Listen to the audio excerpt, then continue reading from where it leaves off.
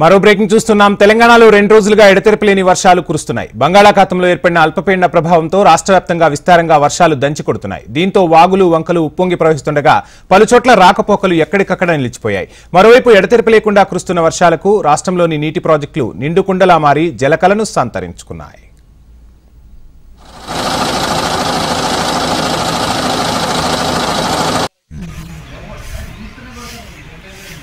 తెలంగాణ వ్యాప్తంగా భారీ వర్షాలు కురవడంతో కృష్ణానది పరవళ్లు తొక్కుతోంది. దీంతో నాగార్జున సాగర్ ప్రాజెక్టులోకి భారీగా వరద నీరు వచ్చి చేరుతోంది.